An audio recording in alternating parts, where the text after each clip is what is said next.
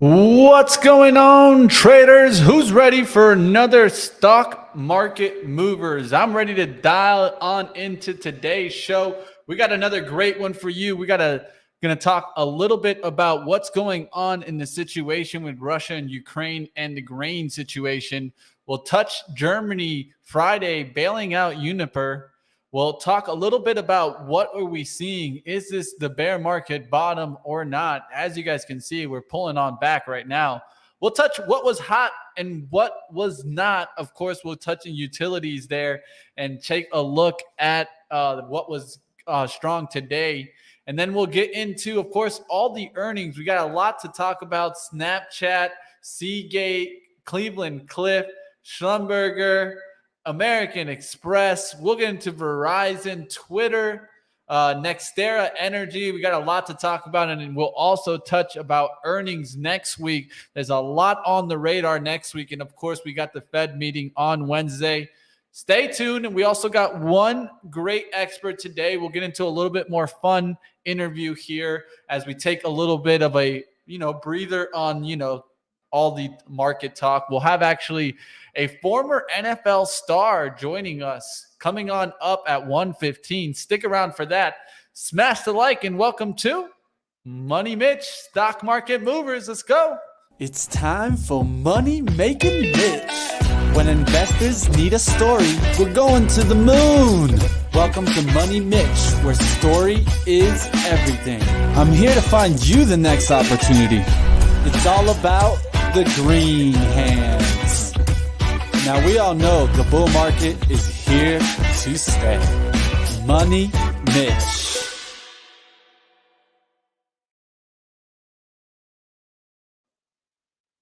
All right, how we doing out there? Let's go ahead. Let's dive on in. I'm ready to get my show started. Just give me one quick second. I'm trying to get these other guys down to get everybody to join us. Don't want everyone to miss out on the headlines.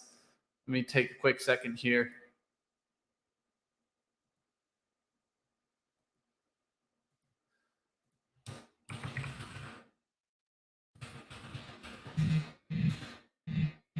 All right, kind of dive into my headlines here. We only got about 13 people, so I'm waiting for everybody to come on over.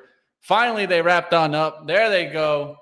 All right, so there we go. We can dive on into our headlines here as everybody kind of joins on in. Let me know when you guys are joining the show. We only got a couple people right now. Looks like the other show took a little bit to wrap on up there. We'll see if we can get this going here. All right, looks like we got a lot to talk about. I was waiting for some more people here, but hey, I guess this is all we're getting here. So let's just dive on in and get into the markets. First thing we want to take a look at, of course, is what is going on in the situation between Russia and Ukraine. Let's dive on into that. For that, I'll go ahead and I'll show you the wheat chart. We had this ETF on just a few while ago, wheat. And let's take it up here. Here's a chart here. I'll put it up. So Russia and Ukraine signed a UN-backed deal to resume exports of Ukrainian grain. This, of course, continuing the downtrend that we've been seeing in commodities. You can see wheat broke through that $8 point today, continuing the weakness there. You can see it also in corn. See that kind of coming on down. Soybean. This one actually coming a little bit of a bounce there. I thought we would still be down there. But hey, as you guys can see, some of these are getting some bounces. Some of these are continuing the downtrend in the commodities. Main focus was on wheat coming out of Ukraine. And if we were going to be able to not get in a food crisis. And here you guys are seeing a first. I mean, this is a deal between Ukraine and Russia. So there hasn't been a deal between them since, Russia has been invaded. So at least some positive coming out of this for the time being. All right, let's get out of that. Let's talk a little bit about the situation that's going on, of course, in Germany. This is an interesting situation. Germany on Friday agreed to bail out Uniper for 15 billion euros or 15.24 billion in a pretty much a rescue deal here. The energy company is the first company really just getting hit hard by the natural gas squeeze coming from Russia. And the bailout package gets Germany a 30% equity stake in Uniper. So it's interesting to watch the situation because I've been keeping my eyes out how this is going to really start affecting on UNG and Boyle and those stocks today. You can see UNG still up today. So, hey, I know this pullback, a lot of people were thinking natural gas is done, but look at this pushback. It's already done on UNG. Pushed off that 20 up there almost to the highs that we were there towards the 30s. That's really going to be the area where I think we run into a little bit of resistance. But right now, U.S. natural gas and I would think Boyle up big here. There you guys have it. It's been doing really well, holding the trend. This is an opportunity that we've been pointing at because, of course, winter coming into play. It's going to be something to watch as we see natural gas. Do we get it to really break on out? Of course, that's going to be dependent if Russia continues to strong arm natural gas.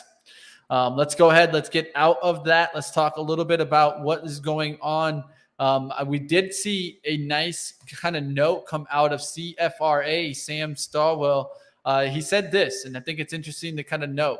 Since World War II, nearly 2/3 of one-day rallies, 2.76% or more, in the S&P 500 occurred during bear markets. So we'll go ahead and we can show you the SPY and how this has really been happening today as we've been seeing the takedown coming right back into it here. Let me go ahead and take some of these volume and these indicators away from you so that you guys can see the whole charts there. And you can see how we really turned around as soon as we got above that 400 price point here. He also stated that with 71% of these occurring before the bottom was in. I think that's interesting to note. We'll see what happens if this is, the bottom or not from June 17th. Of course, we got on up there towards the 400, almost closed the gap there. The gap really is down here towards a low of 401.44. We got into that zone, and boy, did we start rejecting from that. So let's go out of this. Let's get into our segment of what was hot and what was not. Let's go ahead. Let's dive on into that. So the first thing we could take a look at is, of course, what was up from the open is utilities. Utilities are up on the open. We'll talk a little bit about Nextera's earnings, but I did see Nextera up on the day. Let's see how it's trading now. It's pulled back since I saw it. It's pulled back a significant amount towards about the 80s, but it's still up on the day. We'll see if this can get back above the 81. And you can watch maybe Duke to see if that stays into the green or not there. And another one that you can watch is Excel Energy. These are some that I'm keeping on watch, and that's utilities on what was hot. Consumer defensives also doing well today. Tobacco kind of leading there. PM, Philip Morris really getting that drive on up there. So it looks like the cigarettes or the tobacco getting a little bit of lift. The stress is out there. Also, we saw household personal products getting a little bit of a lift. I was trying to take a look to see if there was anything that really stood out to me. You have Procter & Gamble having a good day today. You have, Colgate having a good day today. Will these continue to rise? I'm not so sure, but hey, definitely getting a bounce there on CL and other stocks like PG. All right, let's go ahead. Let's keep going into the other areas. Now, we did see what a tech wreck, I'm calling it, as tech getting hit down about 2.27% here, and some names down decently. You can see here, Goog down 6.1% there, and definitely looking bearish to me. I don't know about you guys. It looked like it was coming on back, wanting to get through the 120s. Now we're taking out the lows there from the 20-for-1 split, and now we're starting to head towards that 105. It's going to need to hold there. If not, it could take it out and start dragging the market. There's other ones that drag the market today too. Meta, and this also coming off of course, the Snap report. We'll talk a little bit about the Snap report coming on up, but definitely Meta just taking a hard hit to the downside here, even in the intraday. So continuing the downside action that you saw there. Other tech wreck, NVIDIA, look at that, down about 4.6%. But I mean, overall, this isn't the worst pullback after, definitely making like a 20% move. So I'll be looking for pullbacks to see if they hold around the 168 area. That's where I'll be watching. But right now, it's definitely in deep pullback mode as we keep seeing that pullback happen there. Microsoft down about 1.7%. The one that's hanging on the best right now is Apple, as we've been seeing that really strong. It hasn't really come down much here. It's come down from 156 to 154. It's not even a 4% down. So just keep your eyes on that if it wants to come back roaring. Another one that I wanted to keep on watch was Tesla, right? What was going to happen in Tesla? I felt like how Tesla went, the market was going to go. And you can see how Tesla jumped out the gates there, went towards the 840s, but then really started leaking out. We're going to continue to watch Tesla here to just see if it just continues leaking, or does it continue making a drive on up? If it leaks down towards maybe around the 800 today, you probably see consistent leak in the overall market. The reason I'm watching Tesla is because I feel like this one definitely led yesterday. It had a 10% day, while a lot of the major components weren't up past 3%. Amazon was up about that 3%, but the rest of them weren't even up past, let's say, 2% there. So it's something to keep on watch as Tesla continues to leak. How does the SPY react? And you can see it's down there towards 394. We keep losing altitude, and we'll continue to watch how this trade develops. All right, let me catch up with the chat. What did you guys catch in the chat that was hot and not? Throw it up in the chat right now. I'll go ahead and catch it. It's good to see you guys in the chat. Linda, Jeff Strong, Lord, Jim Cruz, Shannon, Antonio, Henry. What's up, guys? How we doing out there? Let's keep it going. Beach Bum also in the house. Of course, Super SPAC, man. Let's go.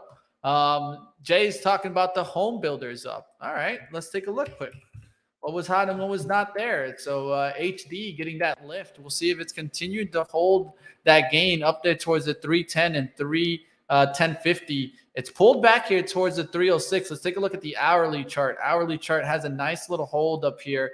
I would want it to hold this support that it just pushed out of. So let's say around the 305.70 area, and then coming back up to the highs, but not a bad one there in HD.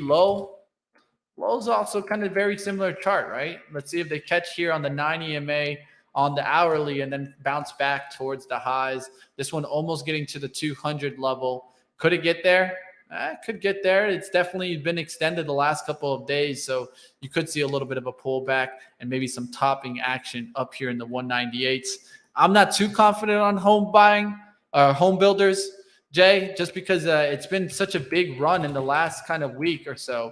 ITB, you can see here, it's just been completely running. Also, LEN, Lennar kind of continuing to run on residential construction. So we've been getting kind of mixed signals, right? At least from what we see in the catalyst out there and the readings out there, we're seeing a weaker housing market, but the stocks aren't telling us, at least in the last 2 weeks, that's not what the stock prices are saying. All right, let's continue going. Also, I see Shop. Well, what happened to Shop today? Let's take a quick look. Did it pull back? Yeah, it pulled back. And an area that I was looking for was, and I talked about it today, just be careful because it could just trap above the 40, giving you kind of that bull trap right out the gates, and you got that bull trap right out there. It tried to get to the 40s, then drop back down. I talked about how you wanted to maybe see a sideways inside day below, not breaking through this low of 37.85. You guys see it down there to 37. The reason I was worried about trying to buy it through that 40 is because I thought that this could do that reversal move. And then next thing you know, you're back down there to 36 or 35, and you're probably getting stopped out on that retrace. So if it can hold the 35 pullback, it won't look too bad. But of course, it's going to be dependent on how our market reacts. Right now, definitely pulling on back there from that break to the 400. All right, let's continue going. Let's take a look there. TLT being mentioned by Jay. How did the TLT trade? TLT traded on up. And yeah, that's definitely helping it a little bit there. All right, I'm going to get out of what was hot and what was not. We got a lot of earnings stocks to cover, but I'm going to get into our interview first before we get into all those earnings stocks, because I mean, it's earnings galore. You guys can see there. I'm going to be trying to cover what we got, almost eight tickers there. So we'll get into that in a second. Let's get out of what was hot and what was not. We're going to dive into our interview. Of course, today, like I mentioned earlier, we're going to have a little bit more fun, a little bit more entertainment interview for you guys today. In a second, we will be getting into it with our interview of former NFL star and founder of Kingsley and Company, Chinedum Ndukwe. So excited to jump on into that. Let's dive into it. We'll play a little promo and bring them on.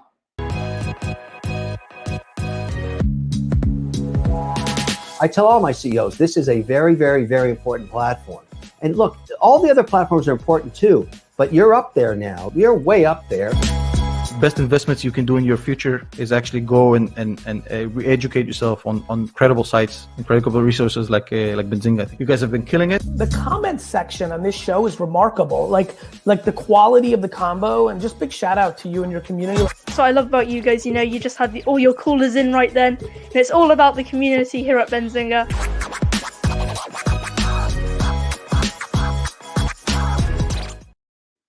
All right, I'm ready to go ahead and bring him on. But before we do that, I thought we'd have a little bit of fun. And why not kick back and relax and have some fun? Let's show a little bit of some highlights back in the playing days here. Oh, I found some former safety from the Seattle Cincinnati Bengals. Check him out, guys. Check out some of these plays. One of them against my Miami Dolphins. And he brought it back to the house. You'll see it in a second here. I think I even remember watching this game. Look at that. Boom, baby. Ball out. He's going to the house, taking it down. We're going to go ahead and dive on in. Let's bring him on here. My man, welcome to the show. I had to have a little bit of fun. Former NFL star and founder of Kingsley Company, Chinedum Ndukwe. Welcome to the show. Hey, it's great to be on here. I appreciate the shout out, and I'm very humbled. I appreciate it. Definitely. I wanted to have, a little bit more kind of overall talk. I'm going to first dive into some sports topics. Then we'll touch a little bit of business at the end to have some fun. So first thing, let's dive into the sports topics that are out there. I tried to draw some good topics. And of course, we'll touch a little bit on the NFL, which is more my taste. But let's touch a little bit about mega conferences, right? Oh, yeah. We've been hearing nothing but talk about, of course, the Pac-12. We've also heard just recently on Tuesday, Saban talking about mega conferences would create more of a caste system. How do you feel about mega conferences in college football? Is this a benefit or not a benefit to the players? Well, listen, I'm biased because, I'm a proud graduate of the University of Notre Dame, and we're independent as of now. I know there's been a lot of talk about us joining one of the conferences, but I'm really interested to see how our institution handles that independence, which a lot of former players and alumni really appreciate. But I think it's good. I think having the mega conference, I do think it is a positive thing for the NCAA, for college sports, specifically those bigger major sports like basketball, football. I do think having it in football, because you get to see the best of the best compete every Saturday, Friday, one another. And that is, as a sports fan, as a competitor, that's something I really look forward to seeing. Now, well, the question is, I'd love to ask about, how do you feel about college players actually getting paid? You know what? I'm one of those that think it's been a long time coming. I think that, the name and image and likeness is great for the student athlete simply because it gives our young amateurs an opportunity to, again, progress in their life, understand the aspect of money management that I know that you guys always talk about on the show. I think it's important because as student athletes, not only are they sacrificing their body, they are getting that education, but you look at the money that's being generated by these institutions, it's so significant. And I think when you're looking at these nil deals that are happening, some of them are pretty large, and but a lot of them aren't. But I still think it's a great exercise for student athletes to be able to understand how to balance a checkbook, things that we didn't really necessarily were taught right coming out of school. But I was fortunate enough to be raised by immigrant parents that was something we learned inside the house. No, definitely. I think it's important. One of the things that I think, especially if you're one of these kind of, maybe you're not the top players, but maybe you're kind of getting into just understanding finances. This is a good way because once they are able to get paid, they're actually able to start looking at investing earlier than later when they get those big contracts, right? When you get those big contracts, you got a lot of noise coming from a lot of areas. And I think it's better to start learning earlier than later. For sure. I mean, you're in a fishbowl even in college, especially at the bigger schools like a Notre Dame, some of the other larger institutions.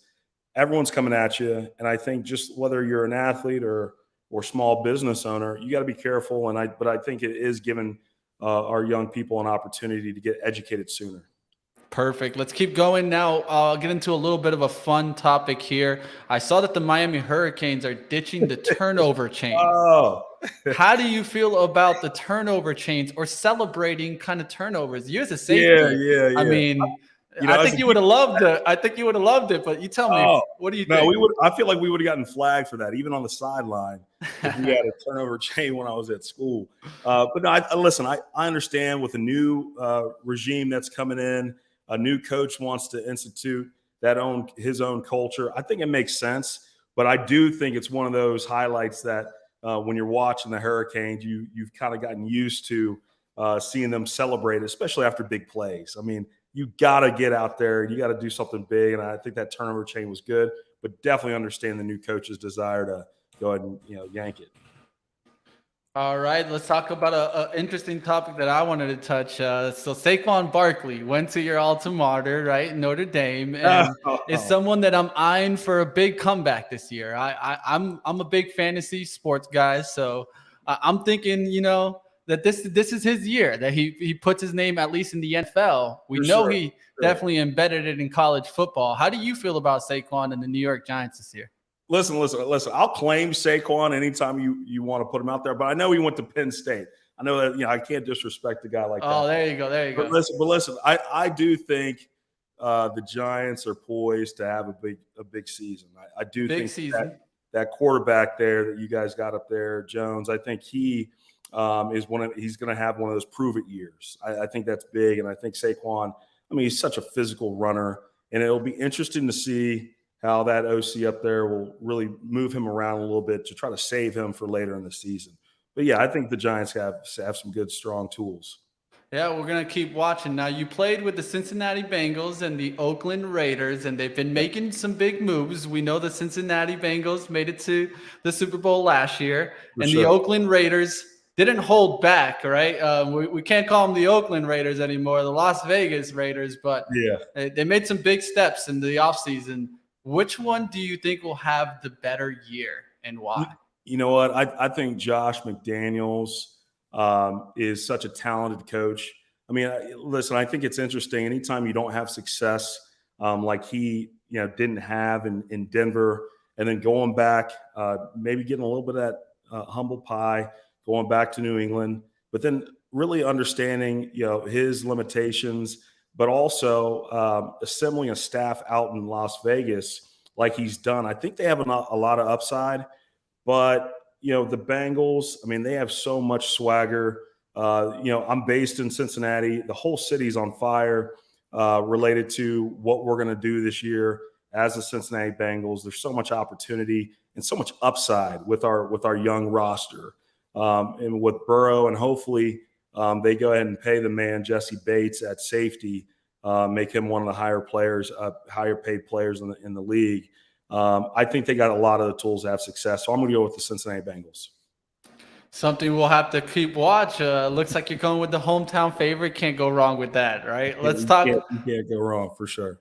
Definitely. Now you've gotten out of football. You've started to deal with business. How has that shift really gone for you? What has it taught you? And would you say that one's harder than the other? Because I know that they both haven't been, come easy, at least. No, listen, I think, as hard as I've had to work in football to be successful, I've had to work just that much harder, if not more, in business. I think, a lot of guys that are players really have that struggle of transitioning out of the NFL. And it is not easy. I think there's the physical aspect of it, but then there's also the mental side of it. And I was just really fortunate to have started investing and researching and learning. I think one of your other guests talked about, hey, before you make an investment, you do some research, get on platforms. That's what I did while I was playing. So when my career was over, I really already knew what I wanted to transition to, which was commercial real estate. And so that's what we do. Kingsley and Company. I founded the company right out of retiring from the NFL. and we've been active, primarily dealing with urban redevelopment in around limited service hospitality, hotels, affordable housing, and market rate housing as well.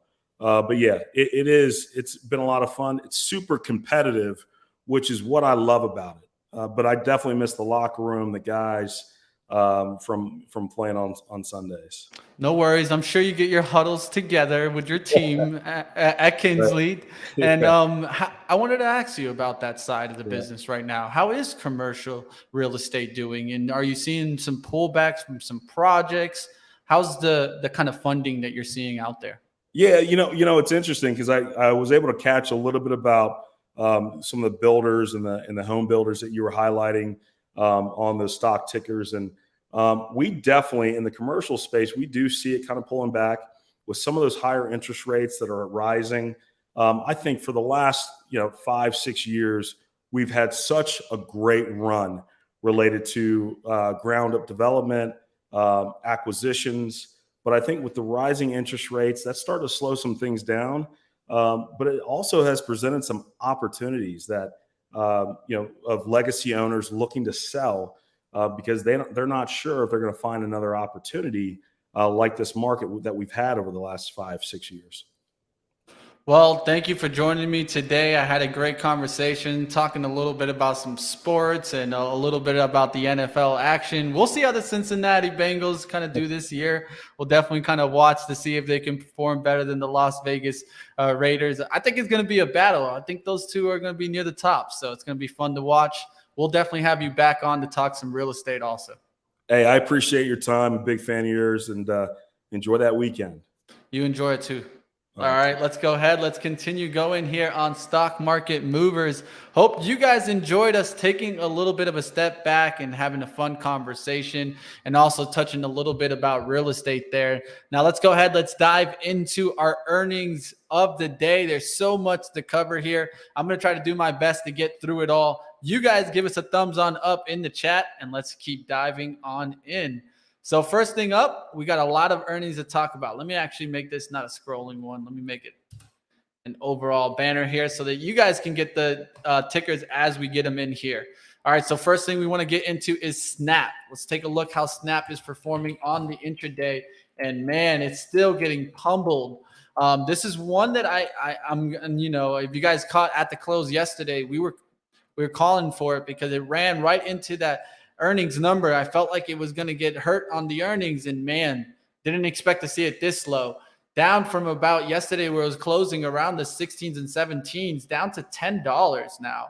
Definitely getting hit. And of course, this is off of a miss on the EPS, a miss on the sales, authorizing a repurchase program, but that wasn't enough. Of course, what really hurt this company was no guidance from Q3 and growing at just 13% year over year, the lowest on record, and pointing to the downside that we potentially could see in some of these kind of social media names, right? And I think it didn't help that you saw later in the day, right? You saw Twitter. This was announced yesterday, but Twitter also getting hit hard. We'll talk a little bit about those earnings. You know what? I'll go right into it. Let's take a look at Twitter too. And so Twitter was getting hit hard in the pre-market. I don't think this has helped it. And as you can see here, the EPS missing at 8 cents. I'll go ahead and I'll throw up that one for you here. And I think it's important to keep watch, right? How these kind of social media companies continue to perform. Do they continue to do well, or do they continue to kind of show some missing on the earnings here? You guys can see Twitter actually missing here the estimate of 14 cents. They actually came in at a loss of 8 cents. And the sales here at 1.18 billion, missing the 1.32 billion estimate. Of course, this is going on up here, I think, of course, because of the battle with Elon, right? Twitter didn't issue guidance because of the pending Musk deal. There's a lot going on in this one. It's going to be hard to determine what exactly happens in Twitter. Does Elon get the deal or not? Does it come back for that reason? Who knows? There's a lot to talk about in Twitter, but it's not going to be one that I'm going to be playing. It's just too much risk on either side. All right, let's get out of that one. Let's go to Seagate. Seagate also really shook up kind of the semiconductors and led us to thinking that we potentially could see a pullback. This one really got hit in the pre-market, came back in the intraday for a little bit. Now starting to just continue to leak there.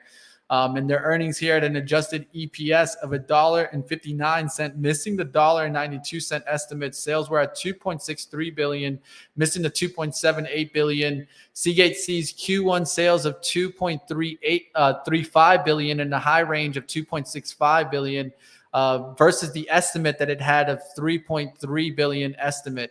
So there you guys see it, pulling back a little bit on those estimates and giving up some of the gains that it had in the last couple of days. It was pushing on up, gave up all those gains on that earnings report and caught the bottom today. So who knows, maybe the 72 is holding well, but definitely you could see here, it's just leaking out. It did pop at the open, but I feel like there was more of a bull trap there. Let's go to Cleveland Cliff. Let's take a look at steel as it falls off the cliff here. It was holding up for a little bit there. EPS coming in here at $1.13, missing the $1.32 estimate. Sales were at $6.3 billion, beating the $6.15 billion estimate. As you guys can see, it was holding up a little bit, coming on up here, trying to get back through the 17s, couldn't get through there, right back through the 16s there. And you'll probably see a lot of these kind of steel stocks kind of turning around. You see US Steel, NUE, all turning around, and this one might do a shadow fill down towards the 118s. Let's get out of Cleveland Cliff. Let's go to Schlumberger or Schlumberger, whichever one you want to call it. For me, it's the burger stock. We're going to watch this one actually bounce back here after beating on the estimates. Let's talk a little bit about that one. I'll give you guys the numbers here.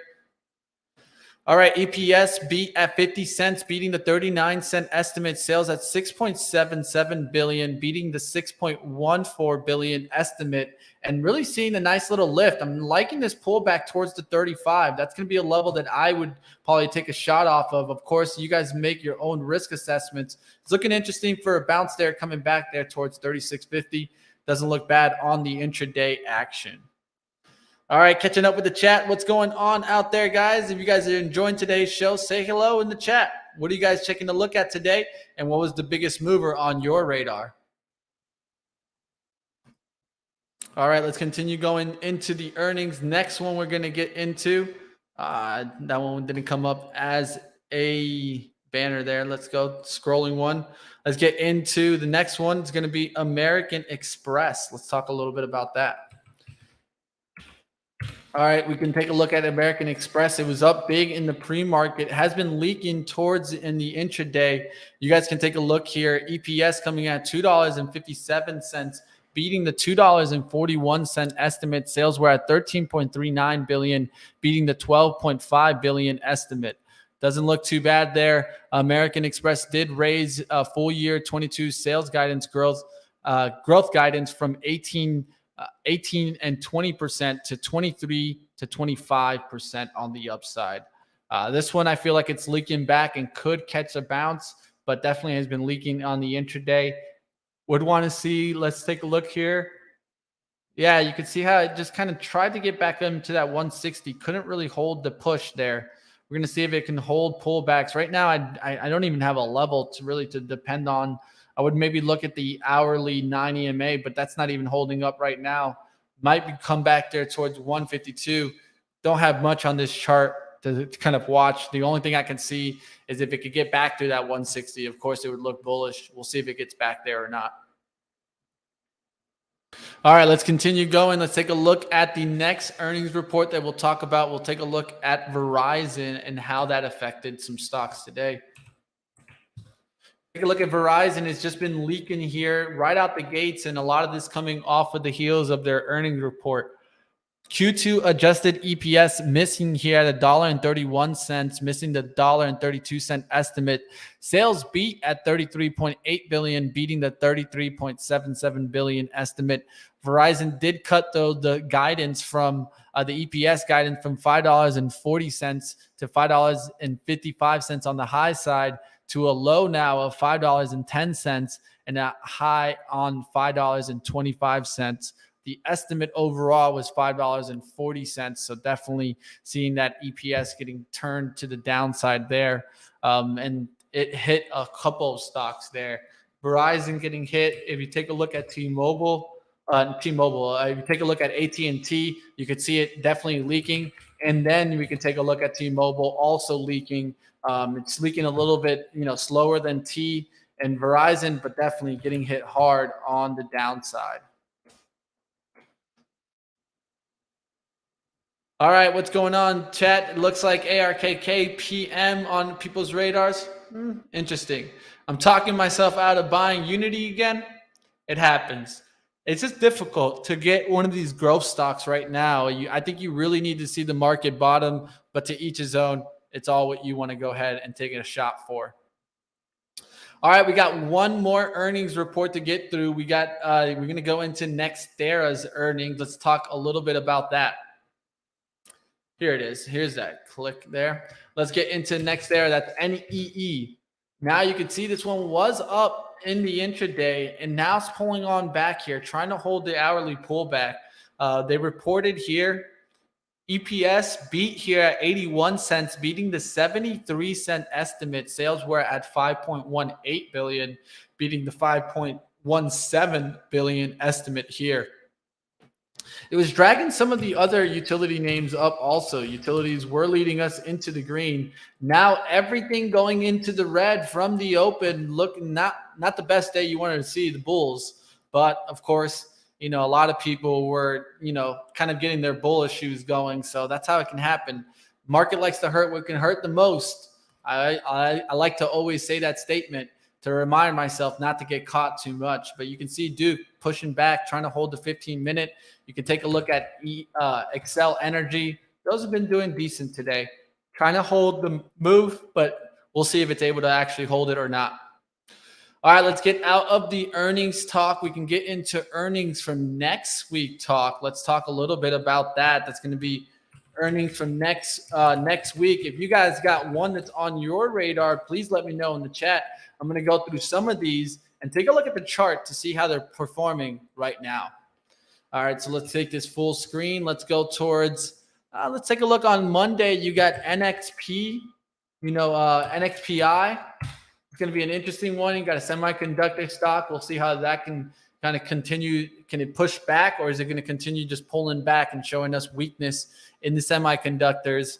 You got also on Tuesday, we'll start getting McDonald's. We got UPS, Alphabet, Microsoft. So let's take a look at UPS. How's UPS looking? Well, UPS is trying to come on back here. Has a pretty good bottoming chart there. If it can hold on to the 185s, really get through the 190s, might be able to get to the 200s with a good report. You saw Coca-Cola mentioned here also. Of course, that's going to be earnings on Tuesday. Keep that one on watch. We'll see if it can hold the 61, start making its way back. Good. You already know, guys, how this chart's looking. This is looking bearish to me. So just going to be careful to see what happens in Alphabet, but it doesn't look good right now, at least on the chart. Microsoft has some bottoming around the 250s. If it can't hold that, where's the next stop? Could be down there towards, let's say, 231s, 240s. So watch out. This doesn't look like the best to me. Would need to get back above the 270 to start looking bullish. All right, let's go to Wednesday. Wednesday, we'll get Boeing's numbers. Boeing has already made a drive into a shadow zone, so I'm going to actually call a pullback here towards the 150s probably, as you've gotten a little bit far and extended here from the 9 on the daily. This is the 9 EMA. I feel like it's gotten extended into that shadow zone. Probably going to pull back here closer towards 150 or 152.80s. We'll see if it can get back into that area with the earnings. Let me know in the chat what you guys think about some of these earnings plays next week. Do you like any of these? Are you bullish, bearish? Let me know. All right, Ford will also be on Wednesday. So let's take a look at Ford. You can see how it's been battling to try to get above this 13. Had really good news earlier in the week. Tried to talk about 100% batteries that are needed for electric vehicles to 2023 are here, but can't hold the gains. I think a lot of this is going to depend on Tesla. If Tesla turns around, you'll probably see Ford also get hit hard. And in their earnings, it's going to be tough, right? They talked about how they made some cars without some certain components. And it's there's been a lot of red flags pointed. So I'm not expecting the best earnings report from Ford. Kraft Heinz, right? Kraft Heinz is going to be reporting also Wednesday. We'll see how that performs. It is holding a 200-day moving average today. Wants to hold around, let's say, the 37.85. If it can hold that next week, maybe we can get a little lift back to 40. We'll see if that holds on or not. Meta is going to be interesting. This looks bearish to me, and if it does come with a bearish report, where does it get knocked down to? It could be down there towards the 150 area, and really it's just starting to get hit on the history. You're giving up, tons. I mean, you could have got this stock at 169 in 2017. Do we start getting into numbers of 2016? We'll see what happens there in Meta. You also get Qualcomm on Wednesday. So let's take a look at Qualcomm. How's that chart looking? Looking like it's just broken out of it. And I don't know if this is going to be able to hold. This has just been a big push, almost 28% up there. This is one to keep watch, right? If it reports really good report and keeps ripping to the upside, this is the stock that could really drive us back, right? We want to see what happens in the tech industry. Do we get pullbacks next week? It's probably what we don't want to see. All right, we get Amazon on Thursday, of course, huge day on Thursday. Wednesday, of course, you'll also have the Fed, so just be careful about that. Amazon turning around from that 124 area. Does it come back down towards the 105 and breaks it? I think that's really vital to watch to see what happens there. Pfizer will also report there. It's one stock that I'm keeping on watch. It tried to push here in the intraday, trying to get a little bit stronger. I'd keep my eye on this one. This one might actually run into that earnings report. So it has really bottoming around the 50.76. If they take it through 52, can maybe watch for this one to really start getting some legs. All right, let's keep going. I got you, Eric. That's what I can do, man. Just keep going. Try to get through all the information that can give you guys the informational edge. That's what I want to do, and that's what I'll continue doing. All right, let's go to another stock that will report on Thursday, which will be, of course, Apple. Apple gave kind of that predetermined outlook. Of course, we saw the headline knock it down earlier in the week, and that was about kind of reducing the job hirings. Something to keep on watch is consumer demand. How is the consumer demand in Apple products? Are we going to see a drop in that consumer demand? That's what I'll be watching for in Apple's report. And it's going to determine a lot of how I think the market ends next week, as this is coming in on Thursday. Intel will also be reporting INTC. And this one just looks to me like a dead chart. So I don't know if you really want to believe in Intel, but for me, this is a stock that the brand is just gotten to the point where it's oversaturated. And I don't feel like people believe too much in Intel anymore. But maybe I'm wrong. You guys tell me in the chat. All right, and on Friday we'll get, of course, you'll get Procter & Gamble. We'll get Chevron. That's going to be an interesting one. Finally, a big oil name coming on in there. We'll see if this can get it back motoring through the 150s. I'm keeping my eye on oil. Today I made some good money, but also lost on my last trade on MRO. So I'm continuing to watch that. It couldn't get the lift today. Still had a decent day on the upside. So we'll see what happens on oil. Can we get the lift or not there?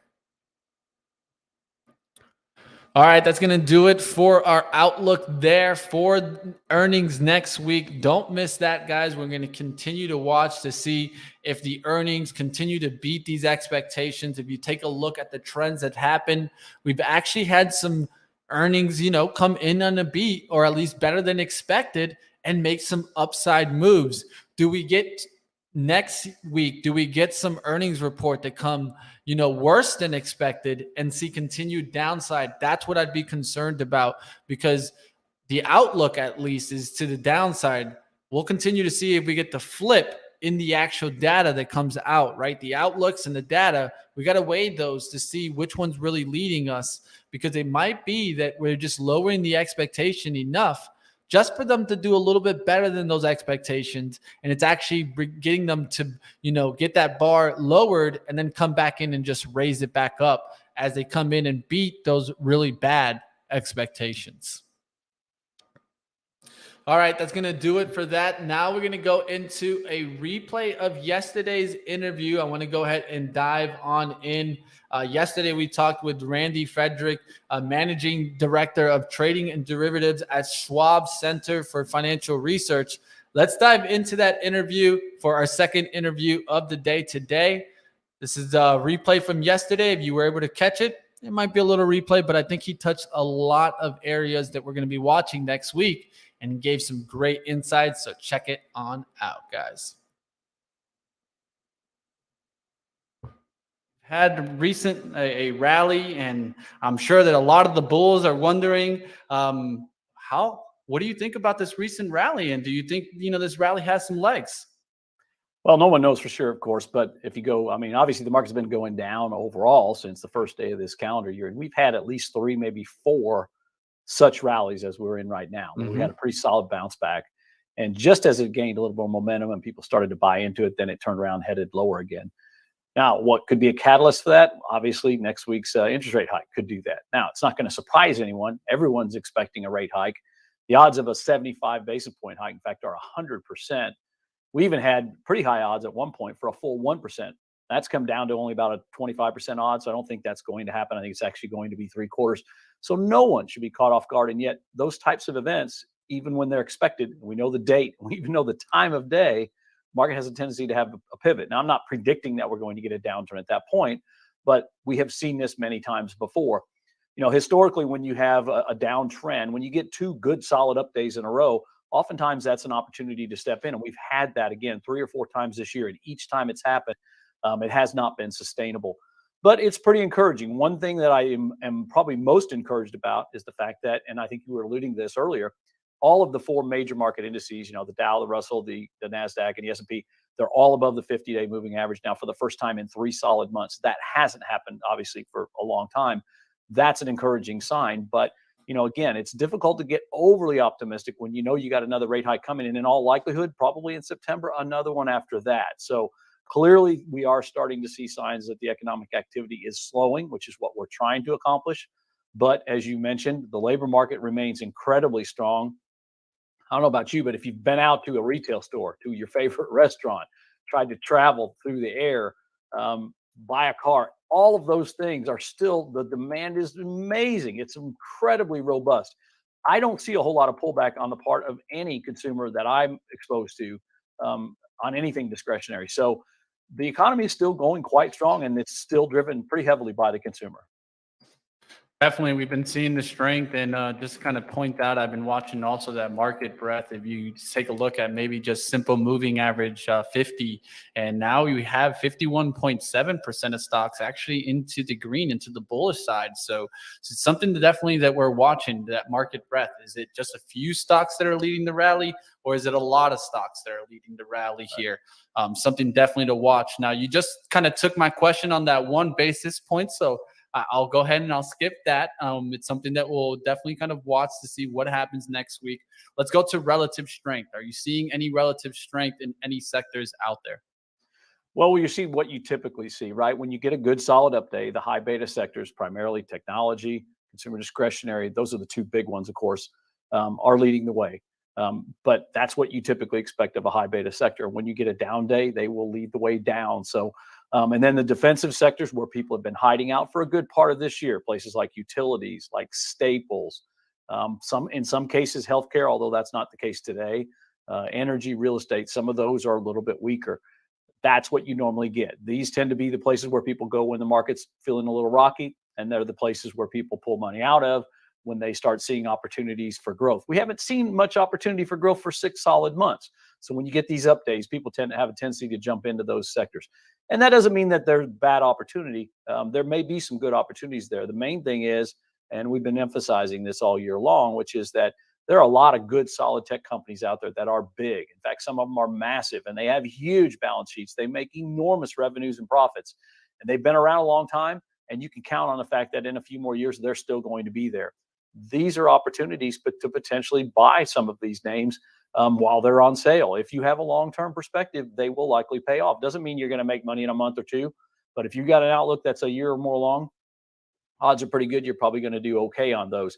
On the other hand, if it's a brand new upstart company, maybe came public last year via SPAC or something like that, where the only prospect they have is growth, and even that has been pretty ugly this year, maybe it's still good to avoid those names. So you can't just look at the tech sector as a whole. You got to slice it down into industry and really down into specific names. But you know what? All that information's out there. So make sure you take a look at it and do your research ahead of time.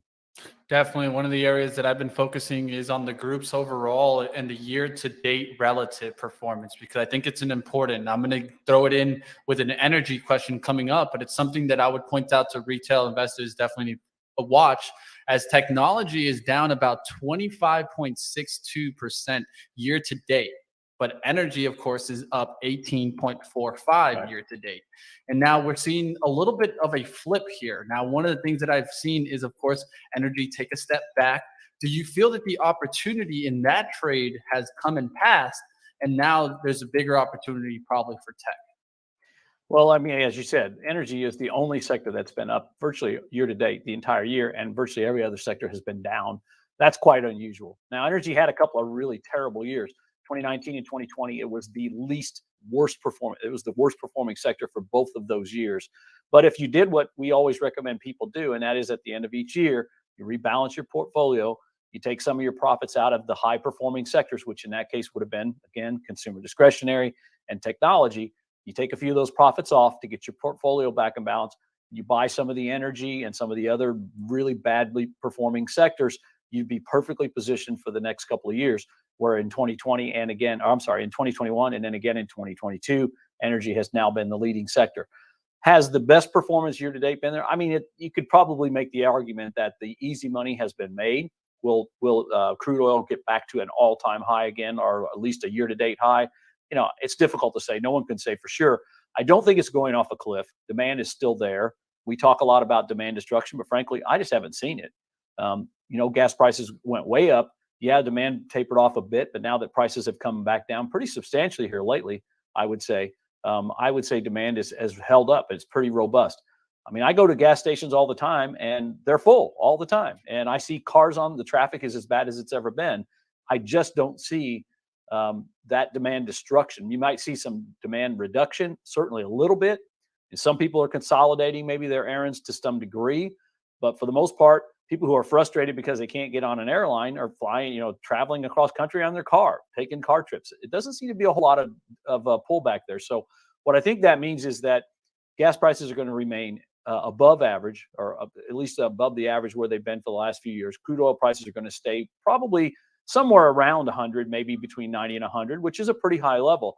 And as you mentioned, that means a lot of these oil companies are going to be making some pretty nice profits, and they have been. That's likely to continue. But whether there's substantial upside from here, I'd be a little cautious on them. Certainly, if you've got some baked in unrealized gains, again, maybe it's time to take some of that money off. And if this recovery continues, then maybe you look at some of those more discretionary type names again. Yeah, I still haven't seen the consumer just give up their cars, and I see like 1,000 bikes riding down the street. Until that day comes, I'll definitely get worried that day. But let's talk about Q2 earnings and what are we seeing? Are you seeing any trends here? Well, it hasn't been a very good earnings season at all.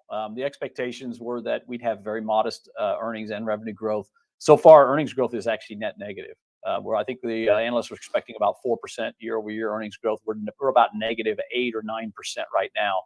And it's still early. I think we only have about 17% of the companies in the S&P 500 that have reported so far. But overall, it's below expectations. And it's also below what we saw in Q1. So while there was an expectation for positive earnings and revenue growth, the earnings growth is actually net negative. The revenue growth is positive, but I think it's around 4%, but the expectation was for 10%. So it's also below what was expected. So we're likely to see, I think, overall, probably very moderately positive earnings and revenue growth. But in most cases, it's going to be lower than what we saw in Q1. And at least for now, it's pacing below what the analysts had expected. This is likely to be the weakest quarter since about Q3 of 2020. Remember what was going on back then. This is probably going to be our weakest quarterly growth since that time. Well, thank you for joining me once again, Randy. We'll definitely keep watch to see what happens next week and to see how the opportunities kind of change. Do we get this rally to keep on going? We'll definitely take a look and have you back on, Randy. Appreciate it. You're welcome. Nice being with you. All right, team, let's bring it back. Let's bring it back. Let's start wrapping on up stock market movers. I hope you guys enjoyed me bringing that one back. I thought he covered a lot of interesting topics in what we're going to be watching next week. He also talked about the earnings, right? We're going to continue to watch that. That's going to be very vital to what happens here. And also pointing there to that, it could have just been a kind of growth run, and it could have just been a bounce. We'll see what happens on the stocks. Let's take a look at the SPY and see what's happening in the action right now. We're continuing the leak there.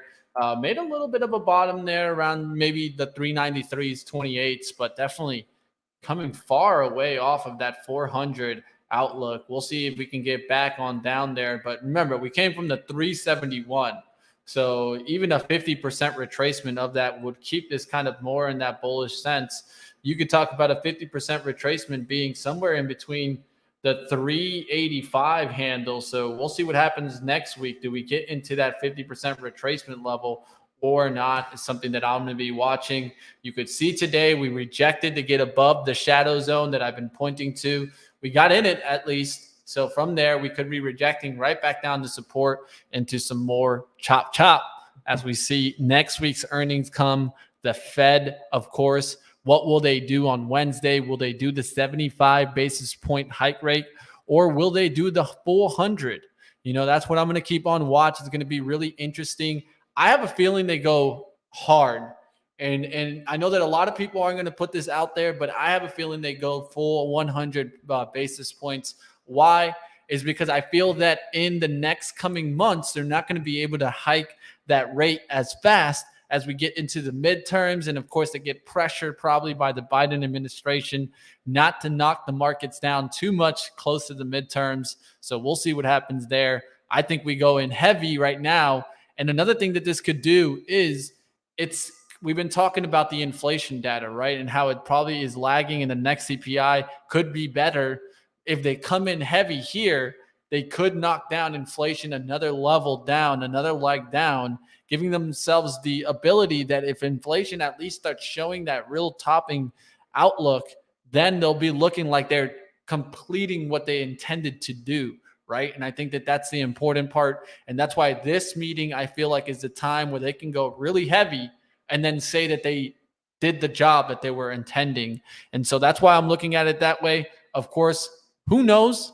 Nobody knows, and we're going to continue covering it here on Benzinga to see what happens. We'll keep bringing on experts next week to see their outlook, to see what they're expecting the Fed to go ahead and do. And of course, as that happens, we'll go ahead and bring on our experts to cover it to see if the reaction, is it positive, is it negative, and how is it going to affect, of course, the earnings. I think is in everybody's eyes. We'll really kick things off on Tuesday. Monday doesn't have too much, so we'll see what happens there. But definitely Tuesday through Friday is going to be, it's just going to be popping. And guys, stay tuned, because also we're going to be working on those earnings reports. We're going to have those earning calls right here on Benzinga, so you don't got to go anywhere looking for those earnings call. You can watch them right here on Benzinga TV. All right, guys, I'm going to get you on out of here. Up next, I will get you guys on over to the moon or bust as they talk about the collapse of Bitcoin. And is the crypto market ready to rally on back? They've been rallying recently. Is it the bottom in, or are we in for an extended period of winter? Find on out on Moon or Bust, my favorite crypto show. So go ahead and check it on out, guys.